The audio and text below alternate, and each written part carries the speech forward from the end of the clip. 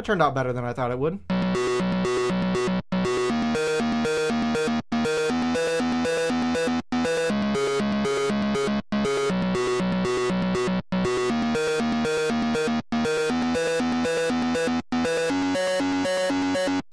Hello and welcome to the Invincible podcast, probably the best superhero podcast in the universe.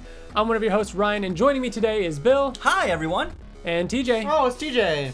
So today's episode is going to be all blood and guts. Minus me. Well, a little bit minus you, but we're going to get into that in a minute. Yeah. We're going to talk about some of the more current related stuff, like some news, because San Diego Comic-Con happened. Bloop, bloop, bloop, bloop, bloop, bloop, bloop. Some news. Roper's report. Just a few days ago, as of this recording, was San Diego Comic-Con. We wanted to talk about a few things that went on there. There were a couple panels with Kirkman, and some fans went up, asked questions. There's a YouTube video that we compiled and put together on our YouTube page, if you'd like to check it out.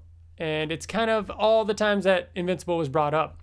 You know, not too much. We didn't, like, it was still cool hearing. Yeah. a few things. I mean, it wasn't anything like earth-shatteringly, like, you know, whoa, they're releasing this crazy stuff. But it was nice to hear Kirkman talk about. Yeah. Like validate some of our, like, you know. Yeah, and thoughts. It could have been like last year we had the recent announcement of the movie. This time we have the recent announcement of the animated series, and I feel like we already got our San Diego Comic-Con out of the way like 3 weeks early. yeah, with the animated series. Yep. Mm-hmm. One of the things that he said that I liked was a fan had asked, like, what's the gore and everything going to be like? Are you still going to have all the blood and guts? And Kirkman said, like, oh, yeah, it's not going to be one of those, you know, mature cartoons where everything's, like, over the top. And people are swearing for no reason. Yeah, yeah. Gratuitous, Yeah. I think, is the word that he said. Yes, Yeah. which I love. I'm so glad, because Yeah. that was one concern of mine with the animated series. It could easily go into that, like, crazy, like, mature adult, like, anime thing where it's just fountains of blood everywhere for no reason, and it's Yeah. just weird. Tarantino-esque, like Yeah, Kill exactly. Bill. Yeah. So I'm glad that it's going to be a little bit more, and from what it sounds like it's actually going to be pretty true to the comic. That's what I took out of it, Mm-hmm. is that Kirkman is essentially saying that this is going to be a like page for page representation of the comic book. As the movie, he like kind of, it sounded like he was saying, like, someone asked, you know, what was it about the movie that they asked? But Well, like he was, someone asked about, like, the difference how between do, the like two. how do Oh, you the let comedy. it go, and like, well, yeah, and like, is Yeah. this going to be one more, is the movie going to be more comedy and whatnot? And he talked about how, like, letting go of the property and let it be different and everything like that. Mm-hmm. And Kirkman basically said they're both going to be true to Invincible, but they're still can be different, just like how Walking Dead has multiple properties and different stories, but they're still Walking Dead. Right. Which everything he says now, ever since this animated series announcement, I'm so happy with. Make the That's movie what- weird, make the movie different. Go This ahead is what and I take. expected when Yeah. we talked about this before. This is what I expected when they announced the animated series, is that the animated series would be true to the comic, and then the movie they're going to take liberties. Yeah. That's what I want. Do you feel better now, knowing that the animated series is going to give you pretty much the comic in the form that we always kind of wanted it? Like, because before I was very, like, a little more hesitant towards, like, don't fuck it up. You know, Seth Rogen, like, don't change it too much. But now it's like, you know, I mean, I trust them. I'm kind of excited to see a different version of Invincible now. No, I don't. No? With really? I mean, I want them to take liberties, and I want it to be different, but I don't want it to be like, I mean, you still don't fucking play yourself, bitch. You have liberties, but I mean, you can't go too far. All right. Yeah. You can't go too far. I know. Here's a question that will truly tell us how we all feel about it. Would you be more mad if they fucked up the cartoon, or if they fucked up the movie? Which one would you be most upset with? I'm prepared. I'm already mentally prepared to love the cartoon and be like, meh on the movie. So then, let me ask you: what if they fucked up the show? What if they fucked I'd up be the very cartoon, disappointed. Yeah. and then the movie was also bad? Which one would you be more mad about? The fact The that they fucked cartoon, up, like yeah. they like even Kirkman said he can't wait for the weird stuff. We can see Monster Girl like make sense. We could see a young Rex being played by the same, or look like you know, robot. You know what I mean? Like all those things that we talked about being difficult Oliver to growing do. up. Oliver like, growing up. Yeah. You know, like those are things that we've always talked about being difficult. Space. You know, everything being difficult to do in a live action movie. We don't have to worry about. So if they messed that up, but now thinking about it, like how are they going to get around Oliver aging? Oh, okay, so maybe they tweak that a little bit so he ages even quicker, or he doesn't age quite as so fast, or in between movies he ages. Like that won't bother me so much. They can change it. Go ahead, TJ. I had a little thing they had. I disagree with both of you. Here's the thing. It's kind of a double-edged sword because if the animated series doesn't go well, the movie might not even happen. But I don't think that's even a possibility. I think the animated series is going to do awesome. Yeah. But I would rather see a fucked up animated series and an amazing live action movie. I want the animated movie to be amazing. The animated movie? Or, I mean, the live action movie. You can't even get amazing. your thoughts straight. Listen to you. You can't even get your face straight. No, of course you can't even get your fucking face straight. Of course, we want both to be awesome. Yeah, you know, but I think I'm more geared toward the movie. So, TJ, would you, if both were coming out on the same day in 2 years or whatever it's going to be, what are you most excited for right now? You're saying that you can only see one right now in its completion. And then you die. And then you die. Just to get this straight. Right now, I pull out the first season 1 of animated series Invincible, and the live action. Oh fuck, that is a hard question. starring Dwayne the Rock Johnson. No, as Alan the Alien. Uh, You're gonna tell me that you're gonna go for season 1 animated series? No fucking way you are. No way. I'm really excited for the animated one. And all of my eggs are in the animated series basket right now. I have literally no hope.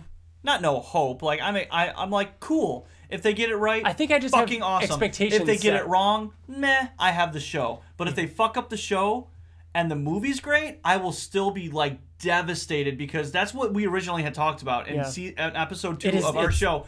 Is we want a Netflix unrated animated show. Like that's how we said that 2 years ago. But here's the reason why. TJ, I was not done with my thought. Okay? I say you're done. Wait 1 second. Okay. Do you? Okay. Yeah, all right. No, I'm done. No, I'm done.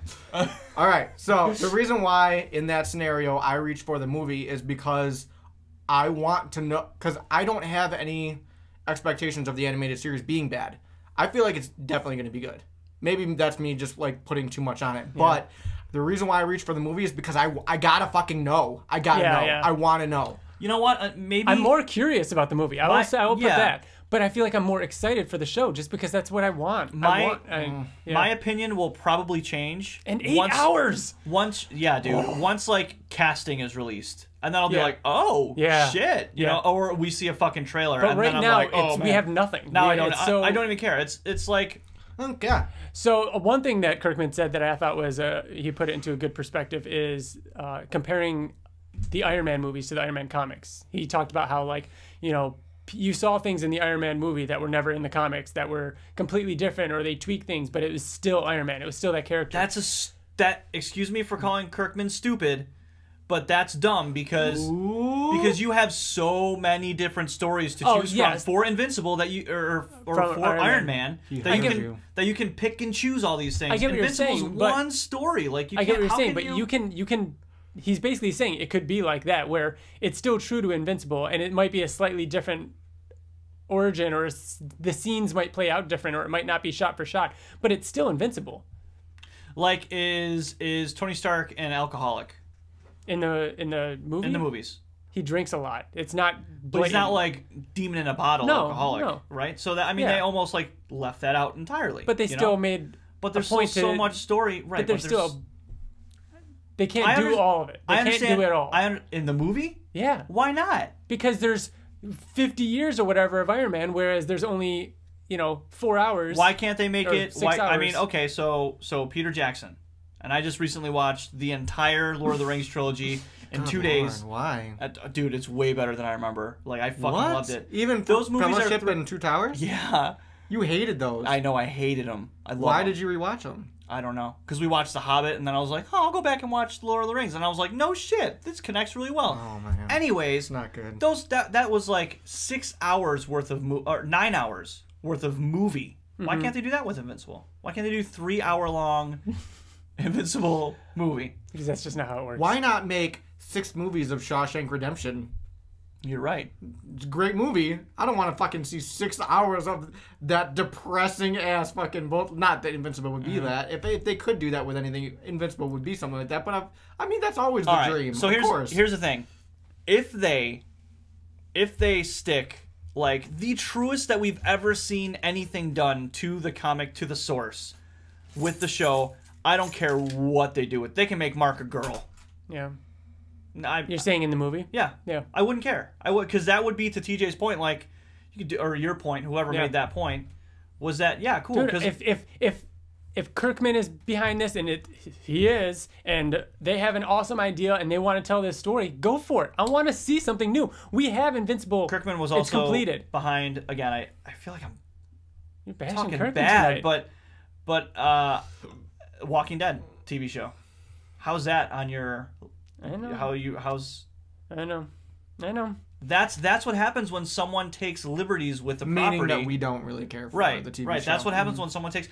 Fucking. I mean, he's leaving because he's English and lives on another continent. You know, and you're talking about Andrew Lincoln. Yeah, Andrew Lincoln. He's not. Rick isn't even going to be in the fucking show anymore. Yeah. Well, again, that might be an example of something getting so big that it gets away from him. Which Yeah. I loved the first season of Walking Dead. First season was amazing. I actually really liked the second season too. I like the second. I think it got away from it, but that's a whole nother discussion. They took the appropriate things to add. They let Shane live a little bit longer.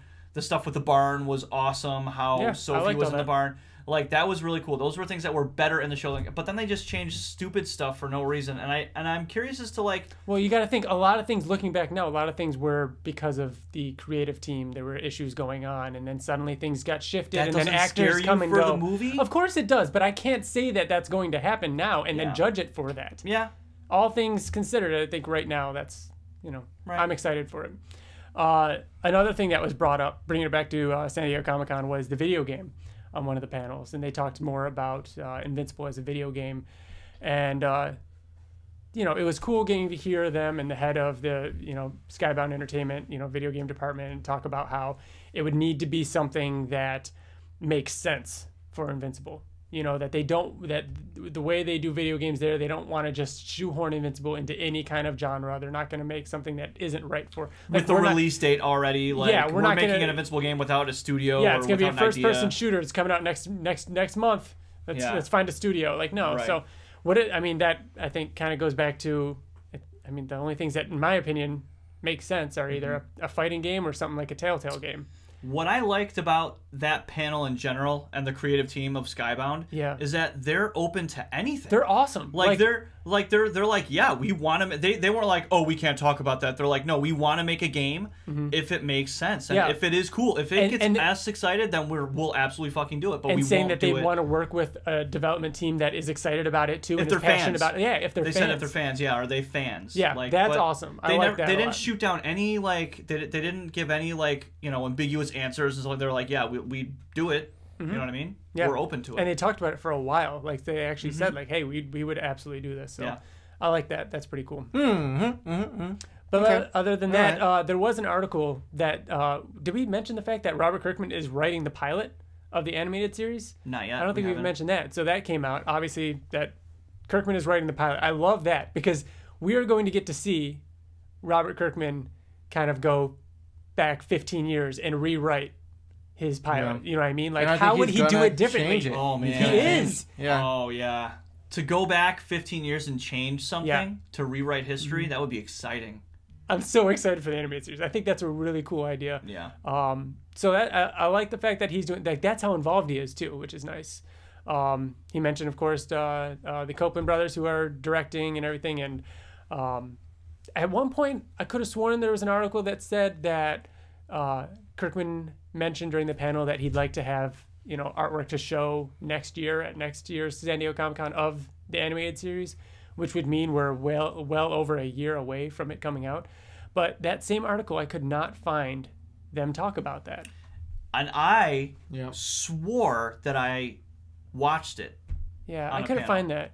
If we're missing that, let us know. But I don't remember seeing that. Or I remember seeing it, but You didn't see? I saw it when it was in the article, but I never actually heard him say it. I looked at the same article and it's gone now. And it's gone. So that tells me maybe they retracted it. Maybe that was wrong. Yeah. I don't know. Either way, that same article also said that Corey Walker inked or drew it, and that didn't Ryan Ottley inked it. Oh, really? Yeah. Really? I don't. I mean, I'm still not expecting it, but if that's the case, then we still have a little over a year before the anime series is even, anything moving on it. But we do know that Kirkman did say that he wrote the pilot. The pilot's already written.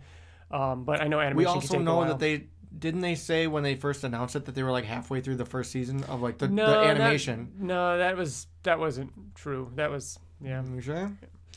But yeah. So and also, before we move on, I also have a lot of faith in the creative team that's behind it, just based off of their work that they've all done. Mm-hmm. Like it's all really good. The Clone Wars.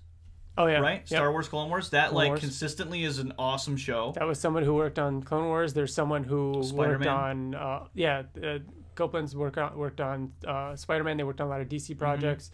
And yeah, we talked about this during the animated series. But yeah, there's the guy, the showrunner is the guy that he worked on Teen Titans. Yeah. Which just has a movie coming out like this weekend or something. Yeah, so. But I mean, we could back up like why we support them for the show, why the show stands a better chance than the movie does, because then we can go to Seth Rogen. It's also and be awesome that Green Hornet. Hey, here's 8 episodes. Like it's a full season order. You know what I mean? It's not like we're getting a pilot. Hopefully it does well and we can make more. Yeah. Like we're getting 8 episodes. That's a long story that they can tell. Yeah, they can put a lot into it and not have to worry about, are we going to get another episode? Yeah. Is it even going to air? Like, yeah. Moving on a little bit. Well, also at San Diego Comic-Con, did you see? You guys saw that they announced the Super Dinosaur animated. I was just about to bring that up. Right? That's I awesome. Didn't see that. What's this? Super that was Dinosaur actually animated series. In the video, in the panel. They mentioned, during that slideshow you guys saw, you might have seen a little bit of Super Dinosaur animated, which means that's already happening. Like it's being worked on. It's for what studio? I don't know. It's probably Amazon. They haven't said anything. It's got to be Amazon. Super Dinosaur was made for kids, so that could be anything. They could have kids shows on Amazon. Yeah, well, yeah, I guess that's true. It's marketing. I mean, and I guess if Skybound cut a deal with Amazon, then it would make sense that all of their properties. Kids. I'm gonna watch that shit. Did you read the comic book? No. Oh. Do you think Riker would read that? Super Dinosaur? Yeah. I just bought him his first graphic novel today. Did you really? What was it? That's so weird. Batman Hush. No. Oh my God, no. It was a Justice League one. I don't even know, from like the 90s. He just picked it out. He picked out Hawkman. And I was like, really? Riker. It's too expensive. Where did you take him? That one's pick not it out? for sale. At the Boulevard Mall, there's like that secondhand comic shop. Cool. It's like a really big bookstore. They have a lot there. And they have Invincible stuff. I saw they have Invincible and they're stuff, all like half hardcovers off. and stuff. Yeah. That's insane. Yeah. Like really insane. What is it? Insane. I was hoping Ryan would go, yeah. Yeah. So let's see. This is the article about Super Dinosaur being animated with Amazon. Oh, shit. Yeah, from what I can see, yeah. So that's pretty cool. And I don't think there's a release date on that either. But they did apparently show a little bit of footage or artwork during San Diego Comic-Con. So that's well underway too, which is exciting. Other than that, we're... Speaking of San Diego Comic-Con, we're going to talk about some trailers? Do you want to talk about some trailers? Well, let's finish a little bit of Invincible stuff, related stuff first. Oh, did you have more? Yeah. Hit us with it, Ryan. One more thing. Bill and I recently recorded with some fellow Invincible fans for another podcast / show. It's a YouTube show. It's a YouTube channel. Imperious Rex. Imperious Rex is the name. Yep. If you look them up on YouTube, you'll find that they're actually doing a Summer of Invincible type thing where they're going to be releasing retrospectives on the entire series, and they are doing it in 3 parts. They've already released the first part, which is basically the first compendium up to issue 47, and they are doing a very good job of kind of recapping a ton of issues in a sizable video. I mean, it's not super long. I mean, it's shorter than our episodes, and they're doing a really good job on it. And we're going to, I mean, if all things go well, it's not out yet, but we'll be making an appearance on one of those episodes. I believe it's going to be the third the final one, yeah. Yeah. So look out for that. That should be fun. And go watch their first and their second episodes should be live soon. And all their stuff. Yeah, they're pretty cool. They're nice guys. Yeah. Other than that, we could talk about some other Comic-Con stuff we saw before getting into our main topic. Want to talk about maybe a trailer or two that you guys were psyched about? Well, there were four main ones that we can talk about that came out. We'll probably spend more time. So there was Shazam, Aquaman, Godzilla, King of the Monsters, right? King of the Monsters? Something like that. And fucking Glass. Oh, God. I have a fifth one that I'd like to discuss. Then that means I only saw one of those. I'm not going to be much help here. Okay. All right, cool. we'll do quick ones. Go on. So we'll talk about the one you did see, Ryan. Shazam. Yeah, I thought it looked awesome. I'm down on most DC stuff these days. I'm not a fan of it. We've talked about it in the past. I like what DC announced with them doing this whole, instead of the DCEU, they're changing it to be like DC Worlds or whatever, and it is going to be all kind of their own universe, like multiverse type stuff. I love that idea. And However, in the Shazam trailer, there's a Batarang. This Shazam is still in DCEU. Yeah. But I still like the direction that they're like that was already being made when that was a thing. Yeah.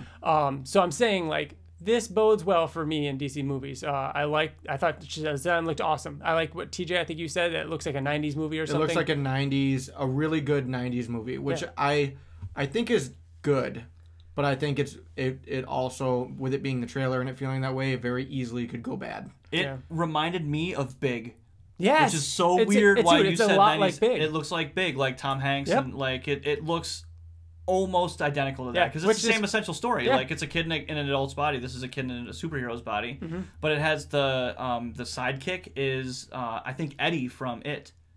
Oh, is it? Yeah, the talking fast one that was like what's a gazebo or a placebo or whatever. Yeah. The one that was sick all the time. Yeah. Huh. I don't like the Shazam costume. I don't like the shoulder. The shoulders look. So like here's the thing. big. I think that the Shazam costume is not good if it was a serious movie. Once I was like, oh, it's a comedy. I don't mind the costume as much anymore. To be honest, I agree. I don't think I'll care after a few minutes on screen. All right. So then, really quick, Godzilla. What do you think of that? I haven't seen the trailer. How is it? I think it looks awesome. There are some parts that I'm a little iffy about. I couldn't really name what they were, but I remember there were certain parts. But it looks awesome. Those kids from fucking Stranger Things are like blowing up because the main girl is 7 or 11. 11 is the main character. Millie Bobby Brown. Yeah. I think it looks fucking awesome. And Question: does very... this tie in? Yes. Kong? Yes. Not yet. I know we don't know there isn't anything. I know it's the same universe, but is it this one is not the is... one. This is, from what I've seen and from what I understand, this is not the one that connects the two. So this will most likely end with a teaser that Kong is coming, and then the next movie will be yes. Cool. Yeah. All right, I'm down with that. What did you guys think of Aquaman? I only saw like clips of it. So the beginning of the trailer started out really bad. Scrolling through Twitter, in my opinion. I didn't know that he was half human, half Atlantean. Yeah, I don't know. But the end of it, which showed like the crazy fucking people riding sharks and seahorses, and looked fucking awesome. I thought Mantis looked like, if you know what Mantis looks like I was like, there's no fucking way he's gonna look good if they do it like that. And it looked exactly like him, and it looked good, which I wasn't expecting. Dude, it looked really good. It looks fucking. The action looks good. Yeah, if they just invest in the fucking crazy, like, fantasy stuff, giant crabs and stuff, like, you know, what you'd expect. Just go all like in. Alien, but underwater. It looks fucking awesome. All right. And everyone is saying kind of the same thing. I think it looks good. Yeah, I think it looks good. Glass. I don't even know if I want to hear anything about this, because I'm kind of avoiding it in a way. Have you seen Split? Yes. Okay, you've seen I saw it late. It looks fucking amazing. Does it dude. good? That's all I'm gonna say. TJ? I agree. Cool. I can't wait. I'm so excited. That's such a cool idea. I'm a little nervous about bringing the three of them together. I'm not. I cannot wait to see James McAvoy again, because he's my favorite part of the three of them. Oh my god, absolutely. he's so awesome. I rewatched Unbreakable before watching Split for the first time, because I had it spoiled. I knew that they were connected, and Unbreakable, it's still a good movie. Oh, I love Unbreakable. Unbreakable is so boring. It's boring. Oh, you guys are crazy. I feel like if I were to go to someone and say, just fucking make a movie for me, just fucking do it, it would come out of that. Like, it's such a smart You would be movie. the only one in the theater. Oh, you don't like Unbreakable? No, I like Unbreakable. It's so smart. But it's so boring. It is smart. It is, but it's not. I don't think it was ever. It's not a superhero movie.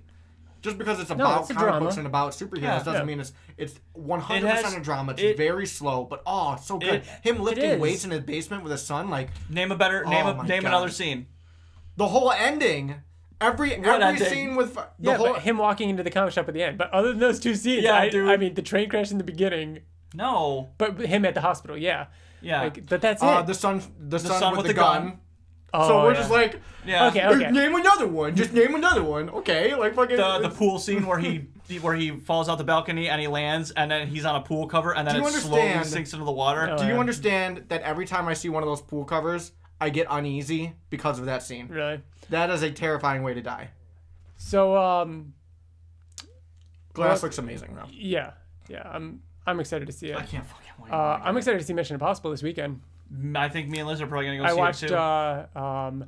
Rogue Nation. I watched Ghost Protocol. Yeah, you did. I had already seen it, but I wanted to Dubai, rewatch. that's the I tower. rewatched that a couple days ago. God, it's just such a fun movie. Awesome. It's so ridiculous and did so you fun. watch- I'm watching Ghost Protocol one day in the next 2 days. You mean the next one? yeah. Not and Ghost that's one you Protocol. haven't seen. You You already haven't I seen meant Rogue Nation. I'm sorry. Rogue Nation. You have not seen Rogue I have Nation? not seen Rogue Nation. I'm watching it soon. It's good. I want to know. I think he's not- gonna like it more. It's not Ghost Really? Protocol. I think he's gonna like it more. I will no. say Ghost Protocol, while being still very good, it aged a little bit. It did. Did you notice Yeah, that? that's why I think that you're gonna like Rogue Nation more. And if you have not seen those movies consecutively, like now, Like, it I feels think you like- might Great say the movies. same It feels thing. like an Absolutely. early 2000s movie, maybe late 90s Yeah. almost. Ghost Yeah. Protocol does. Yeah. But it has a completely different tone from the other. Well, no, Rogue Nation's kind of similar tone, but it's by Brad Bird. I who love does, all the characters are awesome. Yeah. I forgot. Simon Pegg. No, I knew he was in it. I forgot. Fucking Jeremy Renner was in Ghost Protocol. Oh, he's amazing God, in he's Ghost so Protocol. good. He's so good. He's in so it. good. But yeah, super else was excited there? for that. That's it. The 5.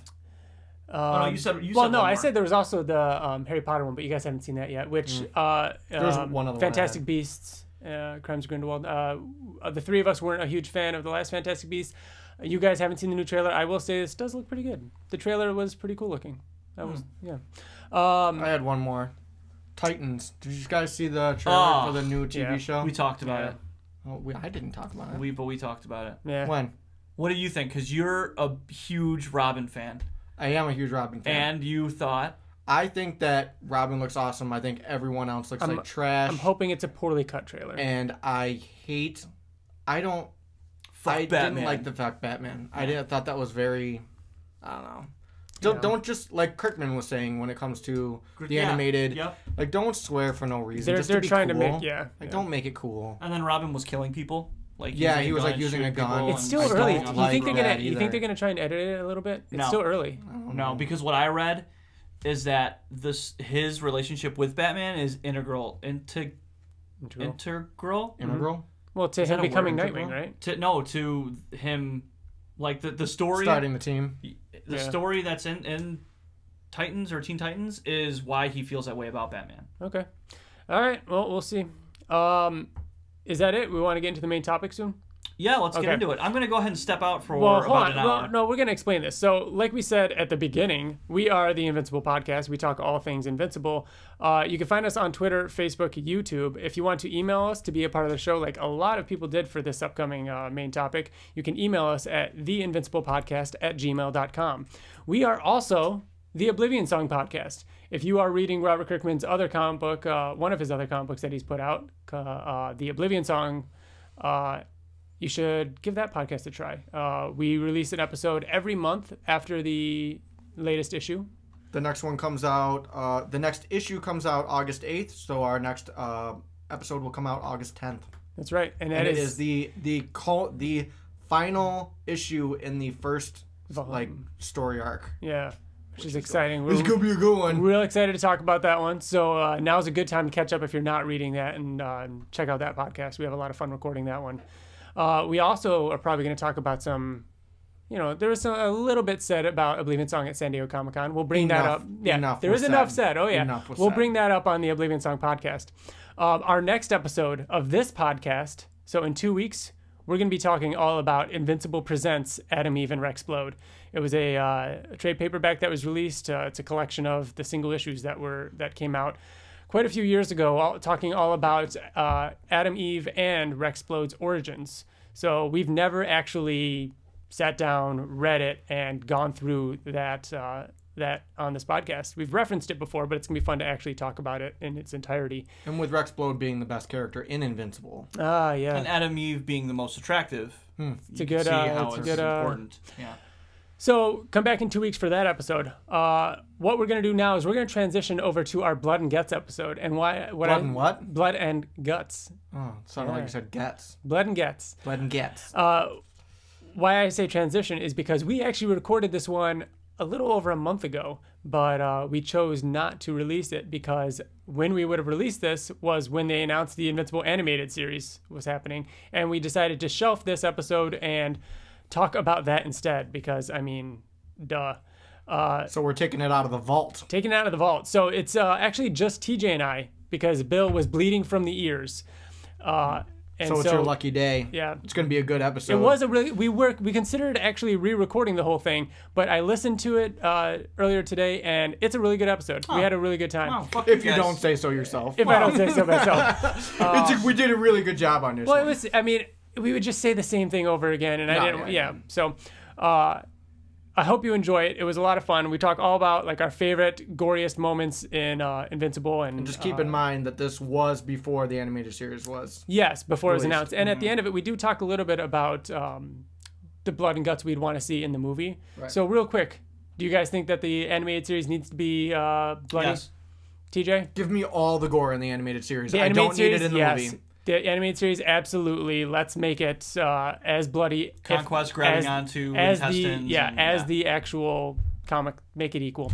We're going to transition over now. If you stick around after the credits, after the credit music, Bill actually makes an appearance. So stick around. You'll actually get to hear from him because we actually grabbed him for... See, and most people are excited. They're most excited. Like, they watch the movie and they're like, oh, I can't wait for the after credits scene. Yep. For like, yup, TJ. That's but right. then it's like a more recent Marvel movie where the end credit scene is It's just just a joke. disappointing. You're like, I waited fucking like 6 minutes for this shit. Like Spider-Man Homecoming. Like every Marvel movie, like the past 10.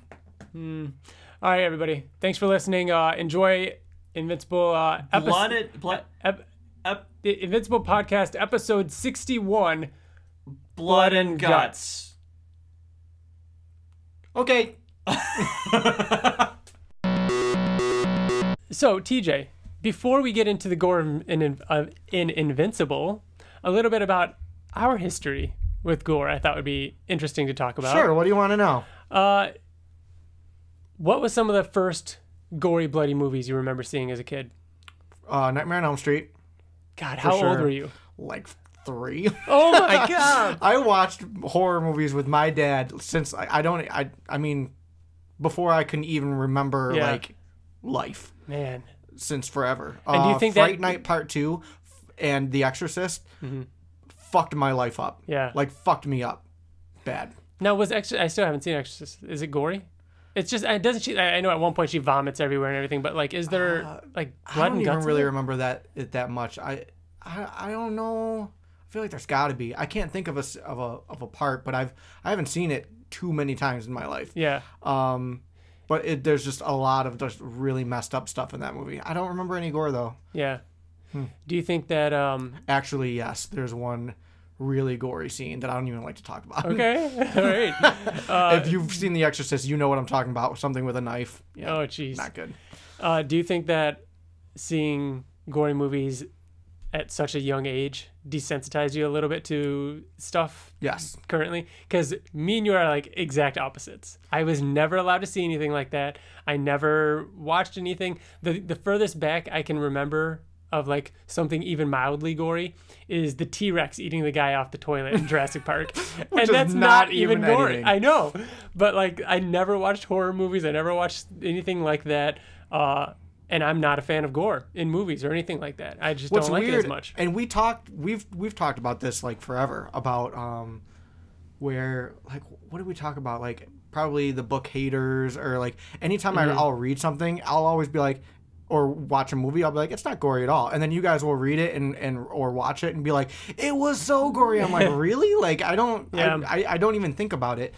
I mean, when it comes to horror movies, The only thing that still affects me, but I'll watch them because it affects me. Like I want to watch a horror movie to be scared, but I grew up in a very religious home, so things like exorcisms and things like just stuff like that still like terrify me to this day. Yeah. So I'll especially go to those movies because I like being scared. Yeah. I don't like In that when setting. there's. I don't like when I bring it back to more gore though. Yeah. I don't like when there's slow cuts with knives. Anything like blades. Yeah. Anything like those are usually the worst gory moments. Like honestly, probably the goriest thing I've seen in Like a movie Cecil. when I was one of the goriest things I've seen in a movie as far back as I can remember was probably because of you.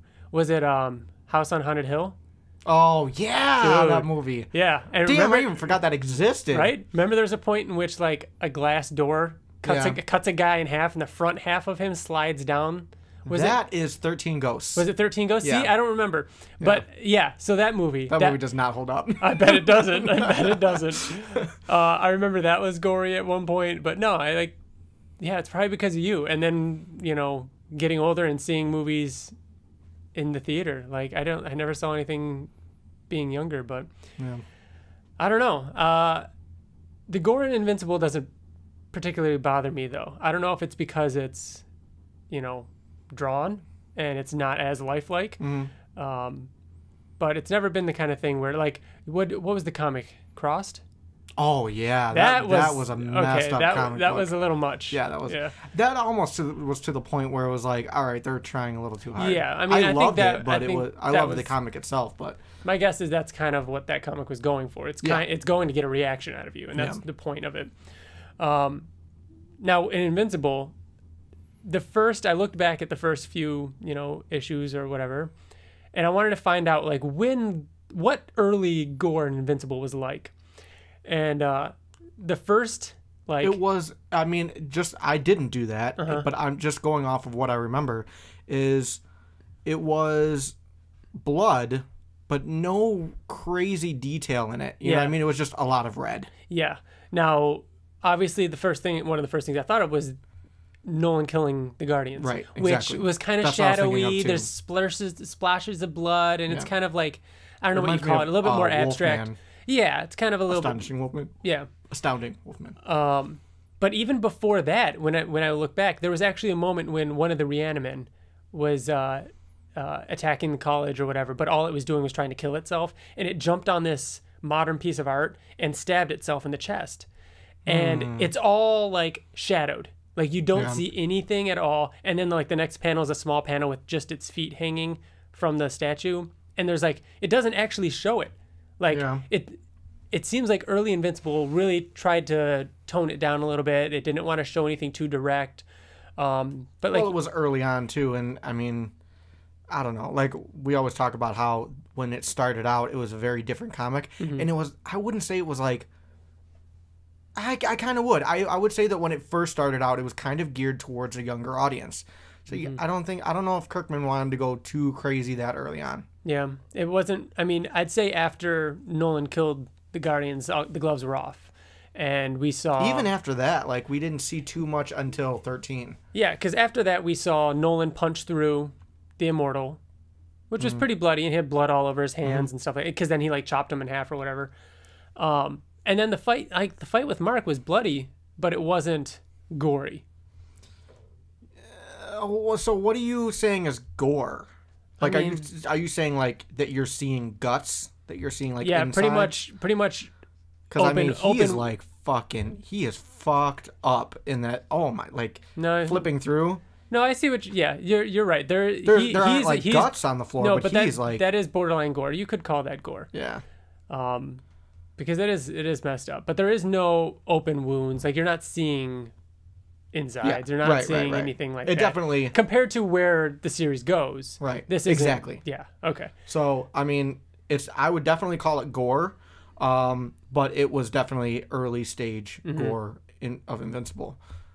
I mean, when you get toward, we'll get there. I'm not gonna jump ahead, but when you get to around like issue 120ish, like that's like the height of. Well, yeah. It does not get any gorier than that. It's the opposite. There's more non non-gore on that page than there is gore. Yeah. We'll get there. Yeah. When we talked about this episode, TJ, I wanted to know what were some of the first things you think of when you think of gore and Invincible. Like right now, like don't tell me all of them. Just we'll go back and forth. Like what's like it jumped in your mind? I say Number one, Blood and Invincible. The first thing I picture is what's the first thing you thought of? The face of Conquest. I think everyone Really? I feel like that's like the easy. That's kind of funny. No, it just I don't think that's the goriest, but that's what I think of. That's funny because it's not. It wasn't even in my top like 3 or 4. What? Yeah. I feel like everyone's got to go to You're that absolutely right. You're absolutely right. But it just wasn't one of the things that popped in my head. I mean, I think the reason why I think of that is because my favorite cover of any Invincible is from it's issue 63. It's from Conquest, and he's fucked. And like, that was bloody as shit. And as far as covers go, that one is disgusting. Yeah. That, like you had that as your phone background for a while. Yeah, and I everything. did. Like his bones sticking out. Like bones sticking out. And anything is just oof. Yeah. Did Blood you see, dripping from his chin. You saw so good. I know this isn't really bone sticking out, but you saw Revenant, right? Leonardo DiCaprio. Yes. That was bloody because that was like mauled by a bear, and just those kind of wounds. Those bother me. Those are bad. Yeah. The first thing I thought of, and I don't know if this is too abnormal, but it was Oliver and the Mauler twins. Okay. It is. I think it's again not wrong, but not even probably wouldn't even be in my top 5. Really? Yeah. I think and looking back through issues, I want to say it was one of the first. You truly turned it. You well, it's good. I had it tabbed. I was gonna say you turned right to it, but you had a bookmark in it.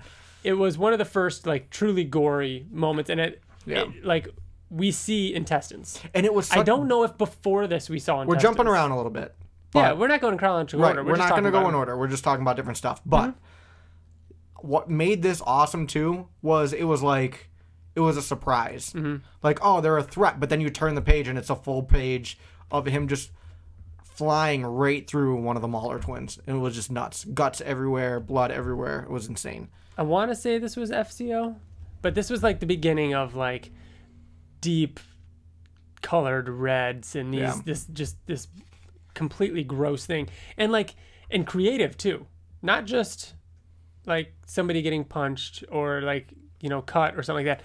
Him flying through a person and then ramping it up, punching someone's bottom jaw and their teeth going through their brain and their eyeball out the back of their head. Nothing happened before this that like was close to this. Like that was, I don't know. I think it was just because of the shock of it, and again rereading through Invincible for the new reader series that we did, and like hearing the reaction of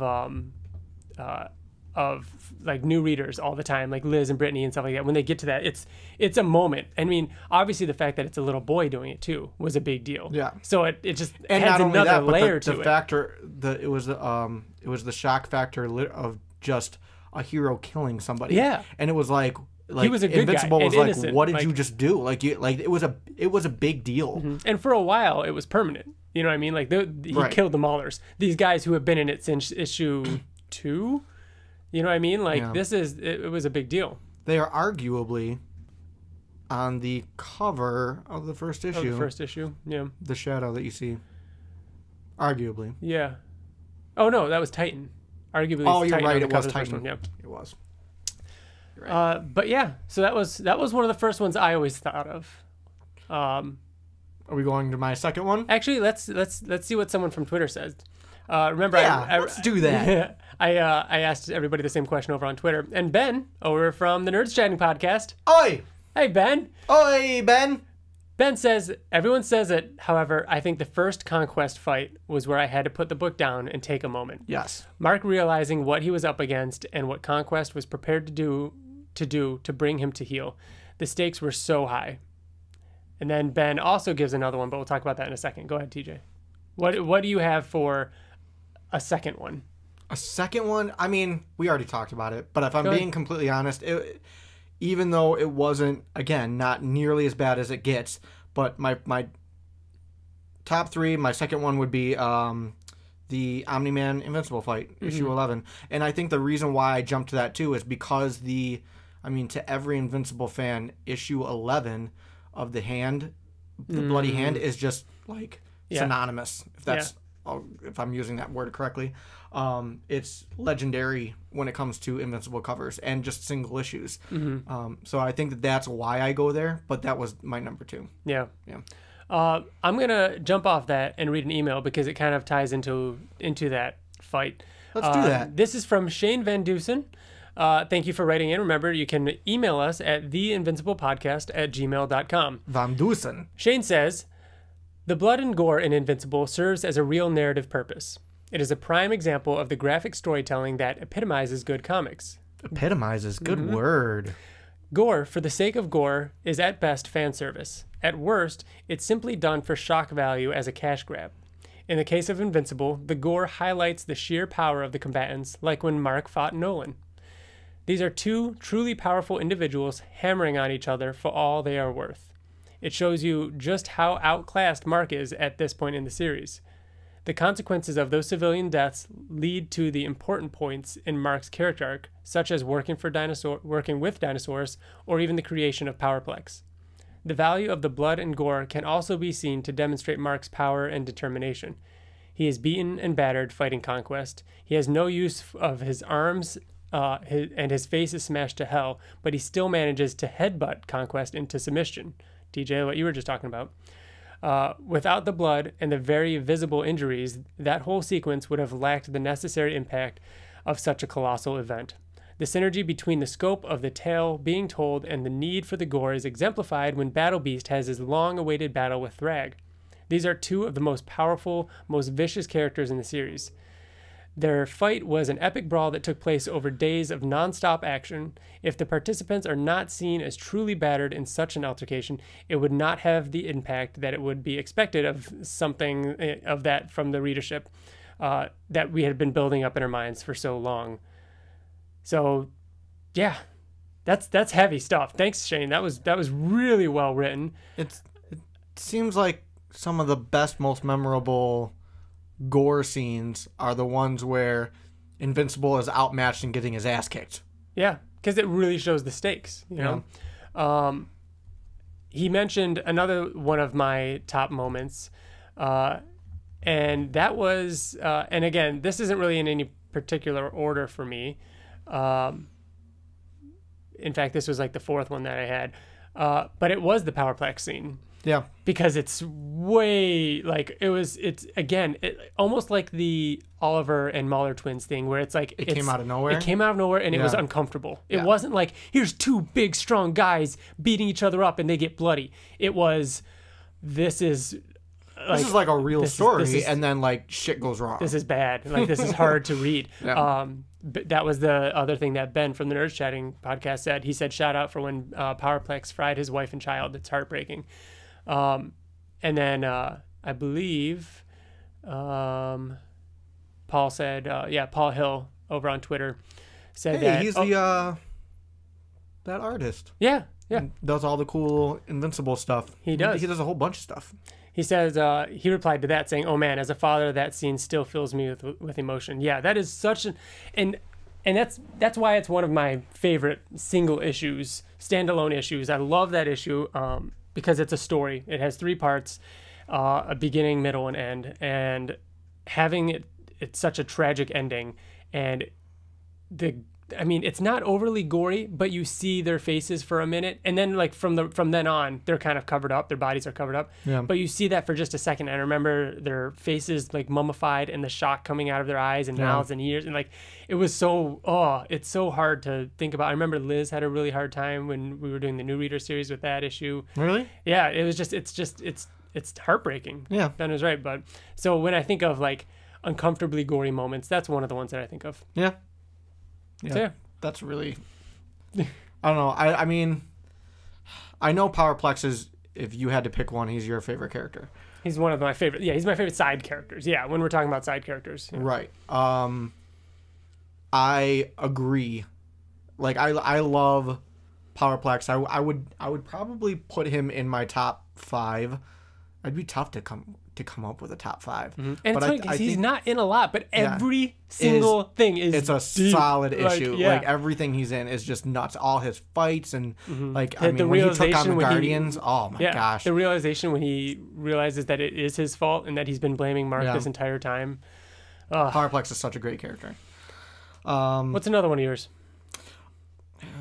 I could go to my third one, but I Jump around if you want. It doesn't matter. I mean, I feel like it's like the finale though. Oh yeah, We you're can talk building up. I'm kind of going backwards. Yeah. But no, it's not a big deal. All right. Well, I'm gonna save it. Save it. We'll talk about when Invincible goes to see Nolan after their big fight. He goes to Telescria and. So I think this, I said that. No, go ahead. Sorry, I'm interrupting. Go ahead. Well, I was just gonna say Oliver flying through the Muller twins happened after this. Right. I forgot how bloody this was. Yes. We see guts in this too, and I forgot about those. Yeah. So, I mean, I think the reason why I don't know. I love this fight. I always think about this fight too, and I think the reason why I think about this fight is because it's got the double page spread, and this is another image that's very ingrained in Invincible fans' minds, especially toward the end of the series when they recreated it and just flipped all the characters. Yeah. So good. Of Invincible getting beat up and moment. Nolan beating the shit out of the two other Viltrumites. So Invincible goes to Telescria, and then I always forget his name. He's throughout the whole series though. I mean, he's throughout a lot of it. I feel like at one point he just disappears. He's the one Viltrumite that has kind of the, is it called a widow's peak? I don't remember. Yeah. It's kind of a... He's balding. He's balding. It's starting. And he has the mustache, the really fine mustache. Yeah. And there's also the older guy who dies in this fight scene. Yep. And then there's, what's his name? He's also, Lucan. Is in this. Lucan? It's one of Either way, them. he's part of this fight too. He's the one that's holding his guts in. Right. Yeah. So, I mean, basically, Nolan is enraged because he comes back and finds that they destroyed everybody on Telescria. And they show up and they get in this huge fight. And it's extremely bloody and gory. And this is, this is where the progression started with this double page spread of Nolan fighting and Invincible getting beat up and everything. It's insane. And then the next couple pages is just all red, just blood everywhere. It's just nuts. And the Nolan's eyes, man, they're crazy. It's just One this thing was that- an awesome headbutting them, eyes popping out. One thing that I don't think I've ever fully talked about was the background color in this. There was that pink alien hue to it. It was really good. It really makes the blood stand out. I love this fight scene. Just anytime someone headbutts someone like that, like in the series, Yeah, that guy's eyes popping out. yeah, his eyeballs out of his socket. Um, Nolan's screaming. What's his name? Breaks his back. He's literally Lucan. breaks his back. He's bent in half. He's broken in half, going Nolan is. the back, the opposite way. The wrong way. Right. This fight scene is just insanity. So One of the things that I always think about, when I think of the Gore and Invincible, is actually not even a scene. It is a cover. Tell me about it. It is cover. I'm trying to find it. 120. I wanted to be able to show you.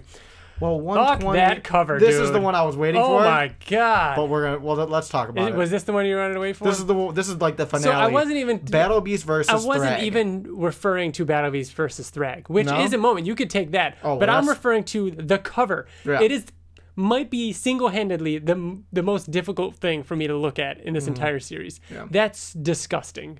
Ryan Ottley, that's disgusting.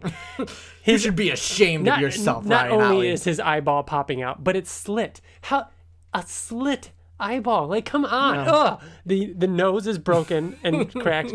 His lips are ripped off. Look at his revealing head. His gums. His head. You can see, You see the his bone, skull. dude. This It's gross. It's so gross. That is by far the grossest thing in this entire series. Yeah. That's what I wanted to say. You can carry on with the We're going Battle Beast? Go for it.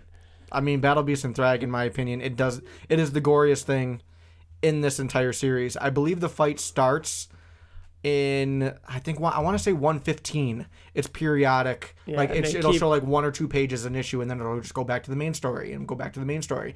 But yeah, it starts. Yeah, it's right here. 115. Yep. 115. Which is such a good cover. Yeah. So and then issue 120, you see like the whole fight, and it's just literally the first page of 120 is Battle Beast just like dead. Yeah, just.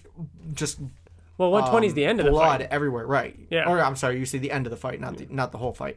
115 is the whole fight, and that's where Thrag gets cut by the Ragnars, and then Battle Beast takes his own sword and evens the playing field by cutting his own stomach open. It reminds me of Role Models, where he throws the shield away, and he's like, big mistake, and he's like, no, it was he's like, bad idea, he's like, no, it was a good idea. Yeah, this is just nuts. I mean, like the double page spread of the with Thrag and Battle Beast in the middle, and Battle Beast literally just columns his head. of them fighting, and it's just insane. Yep. He's missing an eye here. Yeah. Go back to 120. Go back to 120. Go back to 120. All right. I want to see it. Give it to me. It's gross. Oh my gosh, Battle Beast. You turn the page, and it's a double page spread of Battle Beast dead, and Thrag just ripping his guts out. Yeah, ripping him up, and yeah. Oh man, so good. I'm just glad we didn't have to see him skin him. Yeah. Oh man, but when you first see him, that son of a bitch. Right, so angry. That son of a bitch. Let's go to another Twitter reply. All right. We have one here from Bonnie Knight. What does Bonnie have to say? The first time Invincible killed Angstrom Levy. Yeah. It may not have been as graphic as later parts, but it was really surprising to see Mark committing such an act at the time. And it sets up for what's to come in the future of the entire series by showing us this, especially when Oliver references it later on when he and Mark had an argument over killing villains. That is a great one. Remember how shocking that scene was because of the blood?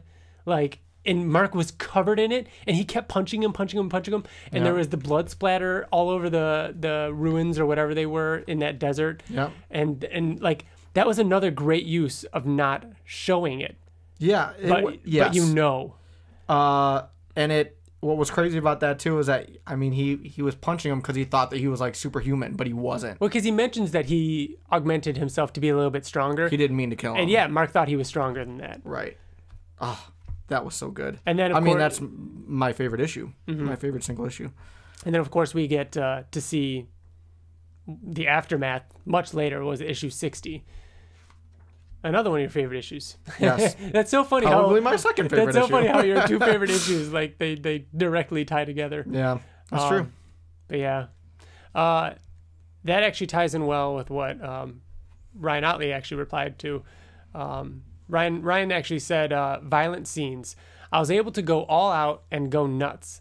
But a scene like the rape scene, a little less showy and leaving a lot to the imagination, is key. I think Robert is mindful from the writing stage at what is too much. Then I have to be mindful to that in the visuals. I love the idea that, I mean, there is a line that you can't really cross. Mm-hmm. And with rape being such a, powerful subject, you can't go too far with that. Mm-hmm. Yeah. Obviously, like what Ryan is saying here is, in the original script for 33, he had him not show the mangled face. You know what I mean? But come 60, he's probably like, go ahead and show it. You know what I mean? I think it's interesting, like, when to use the gore and when not to. And we see that throughout all of Invincible. And as the series matures and as Mark matures, it's almost like the readers mature along with it. And, kind of, they can take it a little bit more. Take it a little bit more. Yeah. Yeah. So another one of mine is Dinosaurus. When I think of really gory scenes and scenes that, and I'm noticing that a lot of mine are more like, not emotionally driven, but things shocking. Things that yeah. You know what? It's shocking. Oliver flying through the Mahler twins, Powerplex's family, the eye on the cover of a comic book being slit open, and now Dinosaurus. The death of Invincible. He goes to fight.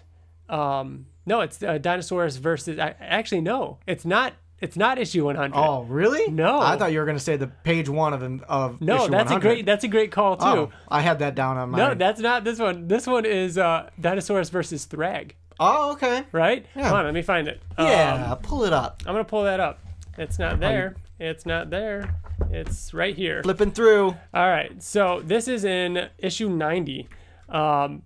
Dinosaurus goes to the ship that, to save Thrag or to save Mark. This is I mean, I know this fight is Ottley, but this was when half Corey Walker's arc, right? Nope, not yet. Soon. No? Shortly was that after 92? I think 92 started. I thought it was 89 to like 94. Anyways, actually, continue. 93 started that. It looks 93? like. Okay. No. I digress. Yeah, no, 92 started that. You were 92? right the first time. Okay, so Dinosaurus versus Thrag on the Viltrumite ship. Holy shit. He goes to attack him and right away breaks off two of his claws. Right away it's like he's fighting a brick wall. Like, you ain't shit. No, like this is going to end badly for him. And he's just so determined and he keeps going after him. The point though where he comes up from behind Thrag, because Thrag's just like whatever, and he goes to walk away. Dinosaur comes up behind him. T-Rex face to his head, and just all his teeth go shattering everywhere. Oh, it's so bad. And then so do you need a cigarette? Yeah, right. And then Dinosaurus is sitting there like blubbering, like he can't speak clearly because he's all his teeth all just gums. got And then Thrag goes up to him and grabs the top and bottom of his jaw rips and then his rips jaw it apart.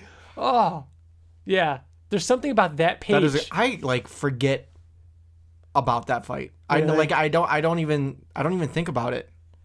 Yeah. That was one of the ones that hits me, man. Yeah. Just the fact that he's trying to talk and just like to me that's kind of like people bending their fingernails back. You know what I mean? Oh no, I don't want to, or like pulling teeth. You know what I mean? It's like torture. Cuts the back of the ankle. Oh yeah, like tendons. Like those are the kind of things that one bothered me. I don't know. You got another one? I do. It's not as crazy as the ones we've talked about, but it's my favorite character, so we're going to talk about Rex this is a crazy scene. Are you kidding? No, this is up there. This is nuts. So Rex, well, actually, I'm going to go even further back. It's Rex and Duplicate versus the Lizard League, but it's really them versus, what's his name? Komodo? I think it's Komodo Dragon or Komodo. Komodo Dragon? Is it Komodo Dragon? It's the big one. It's the Hulk. It's the big, of the Lizard League. The fight starts out with, if he is Komodo Dragon, if that is his real name, just fucking up Duplicate. Everyone. Like, just like one after the other duplicate of her, and just like destroying her. And then... And Rex believes that it was the last duplicate. Like he believes that this guy's killed you're all a monster. He's like, this can't be happening. He goes after him, and one of the Lizard League shows up, and he throws his what do you even call him? Baton? Yeah, I don't know if I like the word baton. You don't know if you like the word? No, because I think of like a dance recital. No, it's a baton. What's a police baton? Oh, okay. Yeah, is it? I think it's a baton. It's a baton? All right. Baton. He throws his baton at the feet of one of the Lizard League, and it explodes, but he was too close, so it kind of like, it messes him up, and he's on the ground, and he's like screaming. Like his clothes are on fire? Burnt. Yeah, his clothes are like melting off. Did you forget the previous superhero that Komodo Dragon killed before Duplicate? This is Komodo Dragon, isn't it? Oh no, he's the King Lizard. King Lizard. Yeah. He killed someone else other than Duplicate. Did he? The guy that everybody forgets, and he's always so angry that everybody forgets about him, and you forgot about him. Who? Oh. Fucking. Who is it? See, poor guy. He never got the attention he deserved. I do remember. What's his name? Everybody's screaming. Shrinking Ray. He ate Shrinking Ray. Komodo dragon just popped him in his mouth. Oh yeah. I did on. have that there. It was great. Yeah, I don't know. It he's was great. somewhere. What? He's the one that hit the button that opened up the door Yeah. for them to rush in. Yeah. But I mean, the next craziest part- page is that the craziest part is, and oh man, my fucking heart stopped. You know, Rexplode is laying on the ground, like we said. His clothes are melted. He's all bloody. It's, you know, tons of gore there. He gets up and he starts fighting Komodo dragon, and he takes one of the batons. It's a smaller one, like a. This one's more like a ball almost. Yeah. It's almost like a pool cue. Yeah.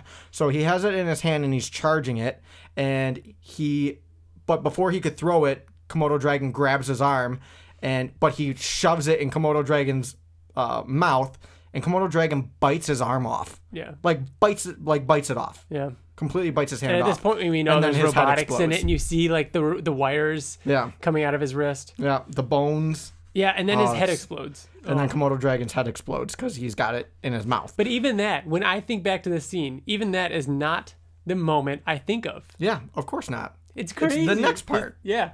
Where he won. Rexplode won. And, you know, Komodo dragon's on the ground and his head is decapitated. Blood everywhere. You could see his bones. And then coming up from behind him is King Lizard and shoots him in the back of the head. Oh. Crazy. But it's not even that. It's he gets shot in the back of the head, and then he keeps fighting with one hand like gone and just bloodied, and he beats King Lizard. And he's like crawling to beat the shit out of him. Like he's trying to get to him. Yeah. And then, That is definitely up there. That's one of the ones I definitely think about. yep. It's Scott one of my favorites. Scott Bodenhammer over on Twitter, Oldenhammer. who is actually one of our fan spotlights, Yeah. wrote to He's a us good on Twitter friend of the podcast. and said, and to us all. he says, "I was always a bit grossed out when eyeballs were dangling." Yeah. Yeah, That's the best of it. Oh, that happens quite a bit. We've already talked about Alan getting messed up by the Viltrumites.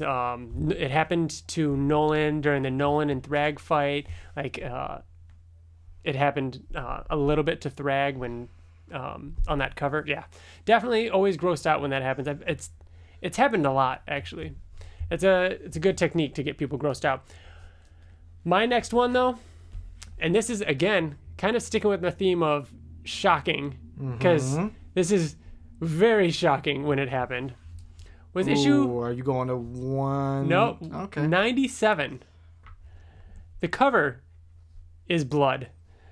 Oh yeah, that's like, isn't that your favorite cover? It's one of my favorite covers. Yeah. And it's You funny because always Ottley talk about it. Ottley talked about it, saying like he just kind of threw it together. Yeah. It's just a quick one. I just love the idea of the duality of it. You know what I mean? It's Bulletproof wearing Invincible's costume, looking at his reflection in blood, and he's wearing the Bulletproof costume. Yeah.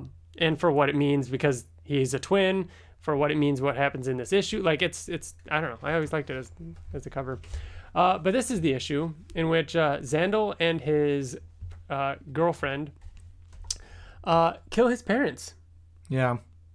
Another like emotion-driven. Yeah.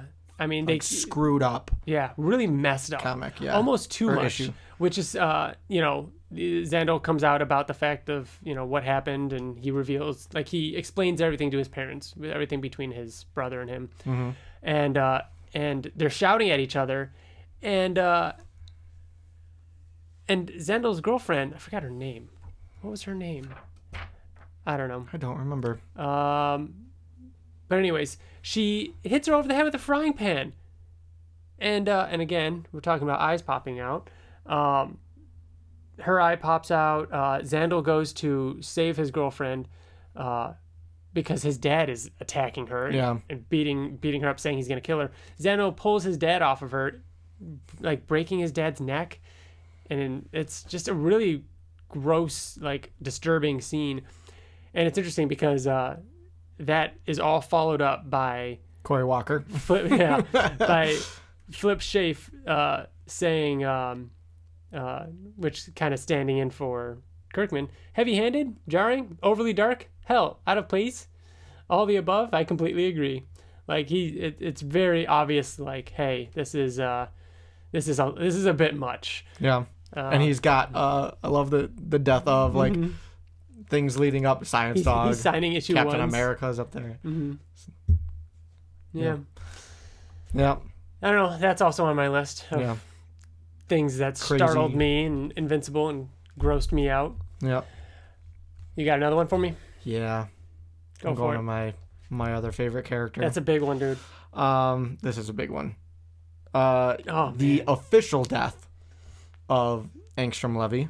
But not only Angstrom Levy, but it was Invincible, and it was like the other dimensional punk Mohawk Mark, yeah. Invincible. Which I think is the grossest thing in this issue. There's this issue. Honestly, this issue is not talked about enough. It's good. got conquest in it. It's got like this issue 108 we're talking about. Yeah. We haven't said it yet. Issue 108 is like perfect, where he goes into the other dimension and like Conquest shows up. He goes to Mohawk Mark's. There's all the Eves. Yeah, like, oh my gosh, and I mean for me, it's definitely Angstrom Levy. And speaking of covers, this is one of the gory worst covers as well, where it just shows him hanging from chains. Angstrom Levy is hanging from chains, completely bloody. He's got, obviously his brain sticks out anyways, but his brain is like all gory. It's like, it looks like someone took a bite out of it. Yeah. And the chain is going in his mouth. Like, yeah, it's rough. Yeah, there's blood all over Mohawk Mark. But yeah, like toward the end of the issue, this is also the issue where Robot officially goes evil. He betrays Mark. This issue 108, leaves him stranded. It sets the tone for the rest of the series. Like, it's insane. So yeah, the first thing Robot does is he says, "I'm really sorry, but I have to see now that I have to do this." And he does he basically shoots two scientists in the face, and their skulls are getting blasted backwards. They got blood everywhere. A loud noise is emitting from Robot, and it makes Mohawk Mark's head explode. His eyeballs are popping out of both sockets. He's got guts coming out of his mouth and nose. This is another one of the biggest gore moments, I think. Yeah, that particular image. That image is probably in the top 3 of grossest things to me. Yeah. Like the fact that his neck is bulging. It's definitely, the blood squirting out of his eyeballs and out of him basically vomiting guts is definitely a factor. But for some reason, the bulging neck really gets me. Yeah, I bet if you Google Ryan Ottley gore, I bet this is in the top 5. It's probably up there. And then Robot slices Angstrom Levy's head off, and just like cleans the blood off of a napkin off of his hand. Yeah, I love that. And then the issue ends with, just the scene of the bloody scientists in the corner with their head decapitated. Mohawk Mark laying on the ground with his eyeballs out of his socket, guts everywhere, and then just like a ocean of blood coming from Angstrom. Ugh, yeah. Love this issue. Tell me about your next one, Ryan. All right, my next one's kind of a two-parter, and it might be my last one, other than anything else that we bring up, but this is kind of the last one I think of, and it's a two-parter with Alan. Alan and Nolan in, what is this? This is issue 55, when Alan breaks Nolan out of prison in space, and they tag team punch a Viltrumite's head. And it, they basically fist bump with a Viltrumite in between them. And is that eye popping out? Eye pop out, brain pop out, and his head pops like a grape. Yeah. Pretty gross. But what that always makes me think of, and the thing I think of more often when I think of Alan, is for some reason, issue 75, when Alan punches a Viltrumite in the stomach and his fist comes out the Viltrumite's mouth. Yeah. That's gross. That's a little messed up. That's a good one. And then a few pages later, you can see Alan sliding the Viltrumite off of his arm because he was wearing him like a bracelet. It was so gross. Yeah. But yeah, that's a good one too. Oh, I mean, two quick ones. But I feel like we can't end this without talking about one, the death of Cecil. oh man, it's again the slit That's throat, one. stepping on the head. The massacre of everybody by robot was gory. Think of burning Yeti's second face, one- blowing off Outrun or Knockout's jaw. Like Fucking Adam Eve's leg getting ripped off. yeah, oh, That's my other one that I feel like we have. we're definitely to talk forgetting about. some. Oh yeah, for There's sure. like But those are the ones that I was like, we. Oh well, my think of gosh, that's towards crazy. yeah, A pregnant Eve with her leg being ripped off. the towards the end of the series, we've got Cory Walker's final issue, Mark popping Anand's head off, Yeah, them ripping Mark down the middle in half. long ways, chopping Oliver. Eve's face off, like her jaw off, and she's like trying to talk still. I mean, again, this goes to what you consider gore, but Mark and Thrag fought on the sun with no skin. Like, I mean, I would say that's definitely gore. I mean, it's literally all it showed was muscles, just burnt muscles. Yeah. And there's a big thing that we haven't talked about gore related, but before we get to that, Connor, our friend Connor over on Twitter, CT57, said, I can't speak for any other fans who are artists, but my stuff suspiciously got a lot more gory and graphic after reading Conquest. It's just so fucking inspirational and cool. I'd pay to watch Ottley draw guts. Yeah. I mean, that's what he's known for, man. And now he's on a Marvel comic in which Yeah. he doesn't really, I don't think he can draw guts. Yeah, that's It's true. interesting, right? Well, he will have his moment again. Oh, I'm sure. He's going to be working on side stuff too, I'm sure. Probably. So one thing we didn't really talk about almost at all during these gory moments. The movie? No, not yet. We'll get to that though. Viltrumite punches. Yeah. We always call it the Viltrumite punch. And Viltrumite punch. you know what we're talking about. Just You know what we're talking about. just a Viltrumite punching through someone's stomach. I thought it'd be fun to kind of go back and see how many Count. there were. Yeah. I only counted actual like canonical ones. Like I'm not counting any flashbacks where we see him again or any little things in the background. Like when we look at Viltrum or in the Viltrumite War, if there's like Moments some that were, like, random one in the background, like clear. clear, impactful Viltrumite punches. Right. All right. These are the moments, like when we like the fact that we have a name for it. There's a reason we have a name for it because of all the impactful moments that had happened. Here they are. First one, Nolan versus Immortal. Yeah. That was the first one that happened. That Mark saw. That was the turning point for Mark, and that sparked the conversation. After that, we got the random Viltrumite that we can't think of his name versus Alan. Remember, Yeah. Alan gets messed up, his eye popped out and everything like that. At one point, And then he just punches right at through one him. point, they punched right through him. Yep. He did the Hitler. Yeah, the Hitler version. Conquest versus Eve. We didn't even talk about that. We talked about Conquest. True. But there's a moment where he actually That's a bad one, too. punches through her. Yeah. And her face is like, oh man, that scene where like everything gets real glowy and like Mark catches her. Ooh. Yeah. Ooh. Another emotional I one. could see the future. Yeah. Oh.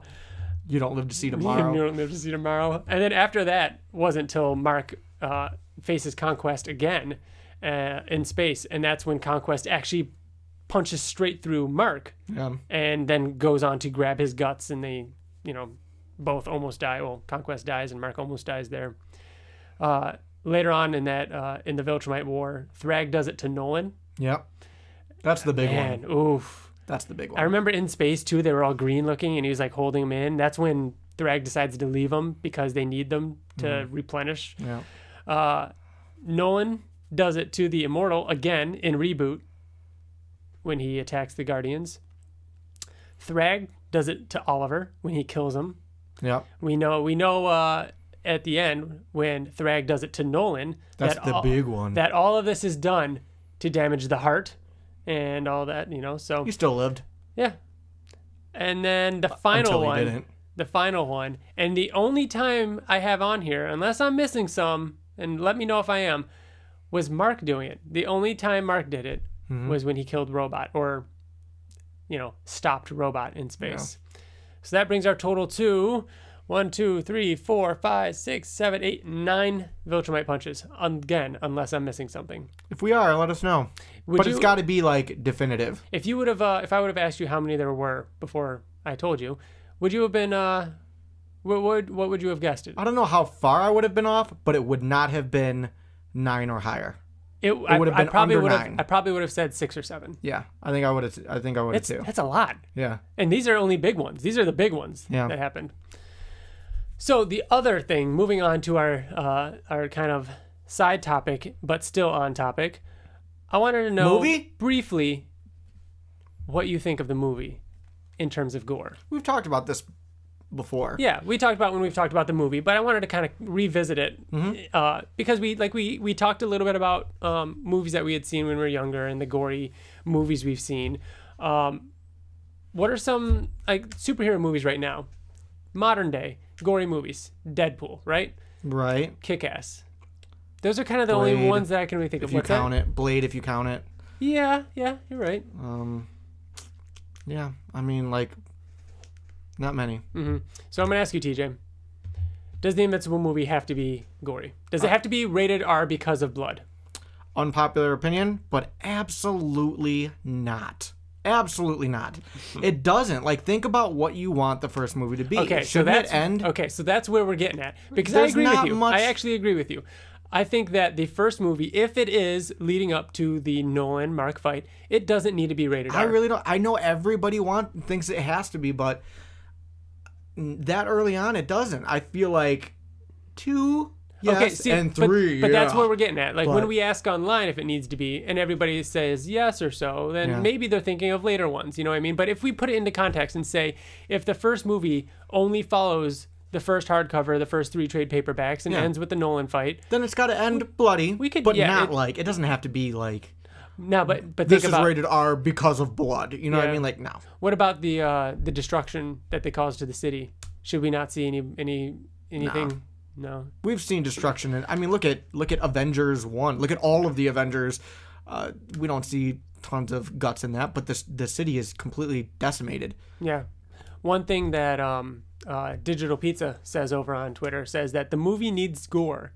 They just need to make sure that it doesn't come off too comedic or being over the top. And that's what I'd be worried with. If the first movie is just leading up, everything we know leading up to the Mark and Nolan fight, I'd be worried that it'd be a little too gratuitous if it's over the top. If Mark's eyes popped out when they're fighting and everything. It's like certain things work so well in comics that will not work well in that scene is so emotional. Live action. I don't want people to be like ew, like grossed out the fact that they're there's got to be the music playing and you got to feel sorry for them, like, no, this can't, no, and you don't want it, no, yeah, exactly, Kevin like that. I just don't want anything to be, I don't want it to be detracted from, the gore to detract people from what's happening. And in the early issues, like we talked about, it's not really that necessary. Right. I think it depends upon where you think the movie should end. If you think it should go into a little bit of angstrom, or you think it should go into like conquest, then absolutely. Yes, I agree with everybody. Like Ben from Nerd Chatting says, the movie needs to retain the gore and shock factor, in my opinion. I agree. It needs to get to the point where it's bloody, but it needs to be earned. I feel like an Invincible was earned, and it built up to that. I don't know. Like, I think of Kick-Ass, and I think of like, then at one point they put a guy in a microwave or something, and he blew up, like his head exploded. Yeah. And like Deadpool makes, they put something in a microwave. Like Deadpool makes sense because it's Deadpool, and it is gratuitous, and it is like in your face how comedically gory it is. He can't die, so you have to show ridiculous things happen to him, and it kind of makes sense. I don't know if this is necessary for this. Superman movies, though. Superman gets his ass kicked in those movies, and he's not like a gory mess, but you could still be like, damn, he's getting his ass kicked. You know what I mean? Yeah. Like, and not only that, but if it starts off showing less gore, then when it happens in the second movie, it's like, holy even like shit. Like the first, I agree, and the first big gore moment should be Angstrom's death. Because that's the part where it's like it means the most. Imagine the first movie, we get what we expect of the first arc that we've talked about several times, and it ends with the Nolan and Mark fight. And Mark is badly bruised, badly beaten. His face is swollen. He's got cuts and he's bleeding everywhere.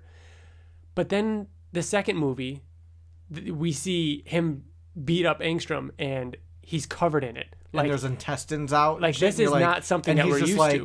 And it crying because he's so angry, Yeah. and just like, and then realizes what he's done. Like, oh man, that's where the gore has to come in. Mm-hmm.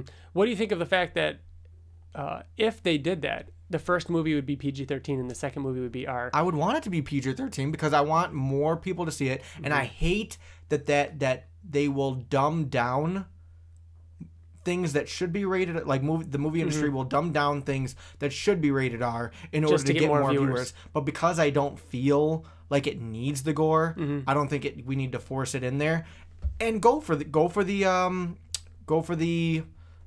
numbers, get the numbers people. exactly. Yeah, especially because you can make if they made an R-rated Superman right now, I'd be like, hell yeah. But everybody knows Superman. Not everybody knows Invincible. Yeah, I want the world to get to know Mark Grayson. Yeah. And then everybody will fall in love with it, and you'll get people coming to an R-rated movie. Right. You'll make up for it. Like freaking for the second one. I know 8-year-olds that went to go see Deadpool. It's a Marvel movie. It's you know what I mean? Yeah, it was a little bad. But still, people will go see it because they know who it is. But I don't know how many 8-year-olds really went to go see Kick-Ass. Yeah. I'm sure there were some, but probably not as many. Because no one knew who he was. And at it's the time. different. And it's different with something like Kick-Ass and stuff, right? Because that's a lot of headshots, a lot of squibs, a lot of the blood splatter. You know what I mean? Yeah. This isn't Invincible wouldn't have that. Invincible doesn't do. It's either like turning it to 10% or 500%. You know what I mean? Like it's never like, oh, that's kind of gory. Like I feel like you're either a little bloody or you've got intestines hanging out. So, and it's never gunshots really either. It's ripping off limbs. It's punching through people. Yeah. So it's a little different than that. So I don't know. We've got one more email here. Do you want to read it? Sure. I'm kind of reading it sideways here, so bear with me. Hey guys, quick email from me. Or who is this? This is Jordan Gilbert. What's up, Jordan? Fan of the show. Appreciate you writing in. Always. Love it. Always. Hey guys, quick email from me. One part of Invincible's gore that stood out to me, even though it was really early on, was Alan's first dismemberment back in the issue 20s. I like how he says back in the 20s. Back like it's 20s. Like back in the 1920s. That's why I added the issue, so people... they literally pulled him apart and left him floating in space with his eye hanging out. Conquest versus Mark's first fight was brutal, but not that extreme gore level, until Conquest got his face smashed in. That's what stood out to me the most. Last but not least, the thing I'm surprised they did the most was Conquest's attempt at disemboweling Mark. Those last couple pages in issue 72 will always stand out to me, not only because you can see Mark's pain in his face when Conquest starts pulling his guts out, but Conquest literally turning purple, and when it was all said and done, Mark is literally left lifeless with his guts clenched by Conquest saying help. Mark getting ripped in half in issue 132 always stood out to me as well. Thanks guys. Love, Jordan. With a little heart. He put a little heart there. That's cute. Thanks, Jordan. Yeah, cutie pie. Man, again, another time when color, like the color of his guts, Conquest's face turning purple and that red, and you've seen all the veins and stuff. God, yeah, that was, and yeah, that moment where like Jordan's talking about, that like last page where you just see him grabbing his guts and Mark is like, I could picture his face like screaming out like help, like he knows he's about to die. Yeah, he doesn't. So yeah, I think that does it. Yeah. I'm sure there's a lot of gore that we didn't talk about. Oh, I'm sure. So one interesting thing that we didn't bring up that I thought was interesting for people who might not know, that, and I'm pretty sure I remember this correctly, Ryan Ottley listens to like heavy death metal when drawing the gory scenes, like the really like intense fight scenes and stuff, like the really bloody stuff. He listens to really heavy metal. Right. And I remember I went to well, I think that it was at Nickel City Con, and I always go to the sketch duels because I think sketch duels are awesome. Not only because of the sketching, but I like hearing from different artists and things like that and asking them questions. And one thing, someone asked them about what they listen to or watch while they're drawing, and one of the guys was saying that he only listens to classical music if he listens to anything at all because it can influence his drawing. And I actually raised my hand and I said, you would think that, I said, couldn't that be an ally to you? Because if you're drawing something crazy, you could listen to like heavy metal, or you could. What did he say? Know, he didn't really. That artist didn't really respond, but the other artists were like, yeah, definitely. Like they, really? But the one that said it didn't really respond to me. Yeah. I hope I didn't offend him. That's all right. I'm sure you didn't. So that does it for our talk on the gore, the blood and guts in Invincible. Thank you for listening. If you have something you'd like to say to us, any feedback, especially about this, if there's something we missed, or you have some sort of insight into it that you want to share, or anything along the lines of that, please email us at theinvinciblepodcast@gmail.com or find us on Twitter and Facebook. Do it! Other than that, check out the Oblivion Song Podcast and have a great day. You have a great day, Ryan. Bye. Bye.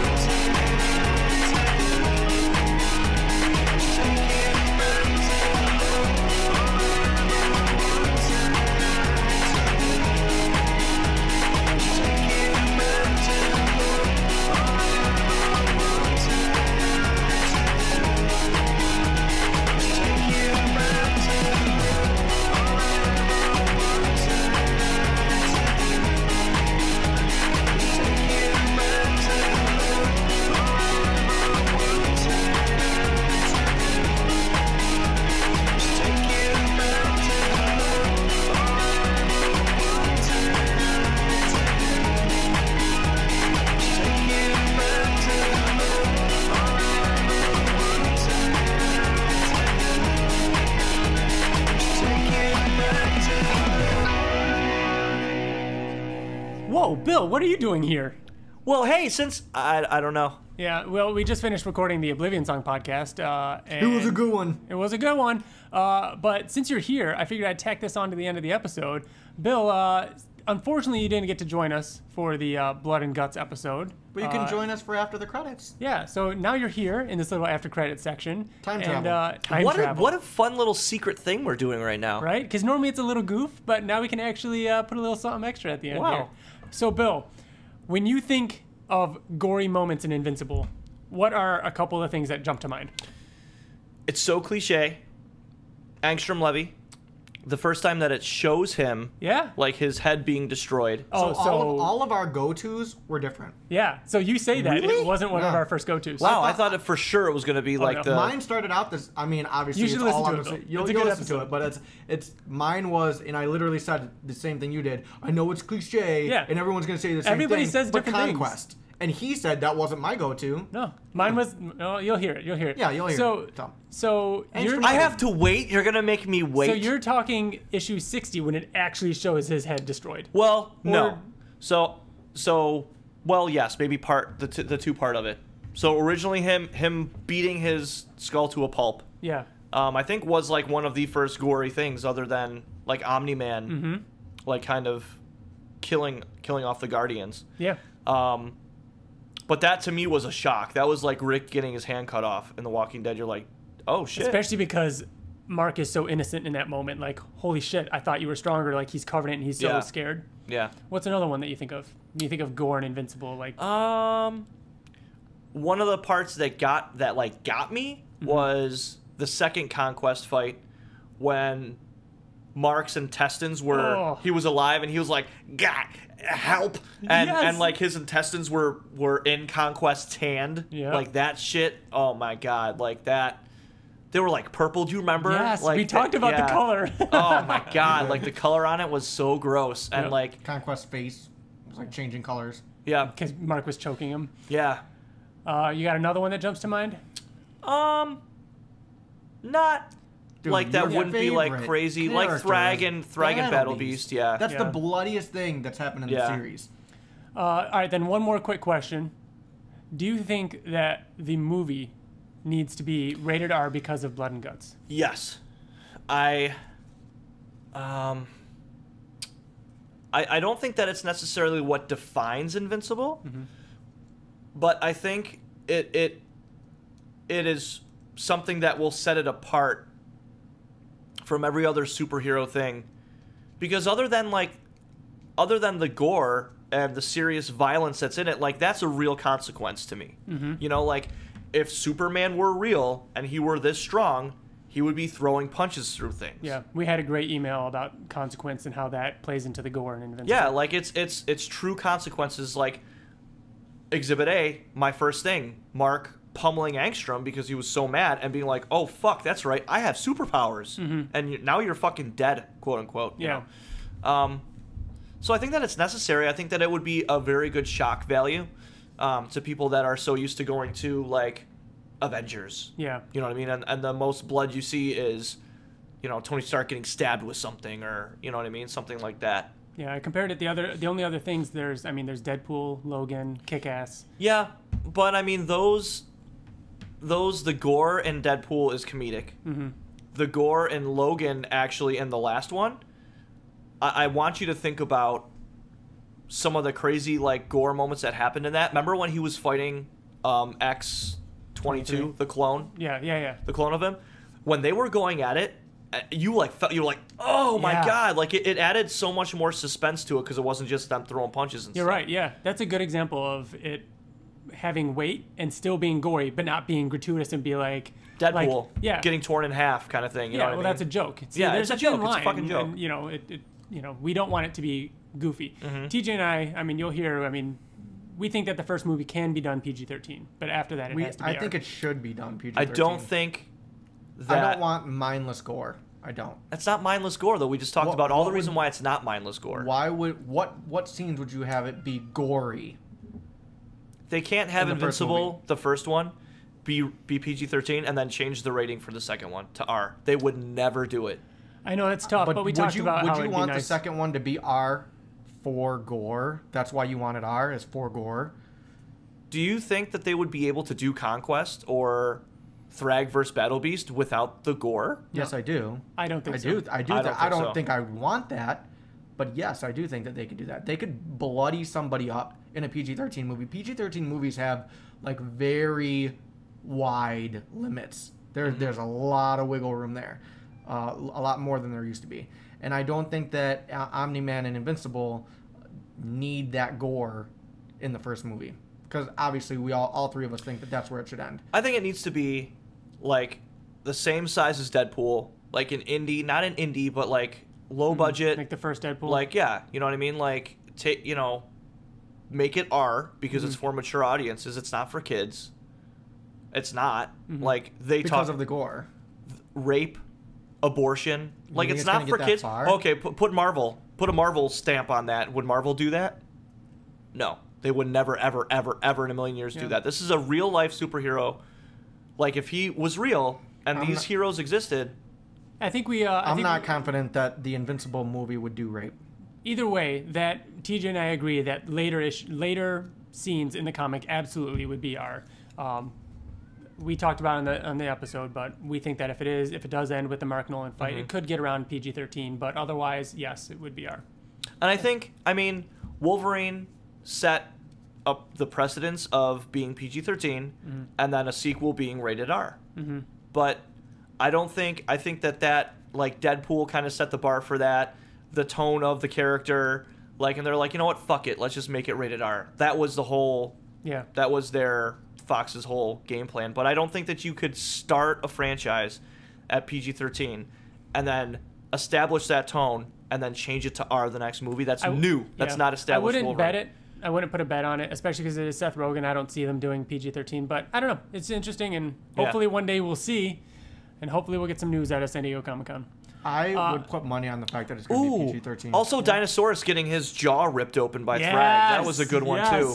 Oh, man. That was, oh my God, that one was so fucking brutal. Yeah, it was. That hurt.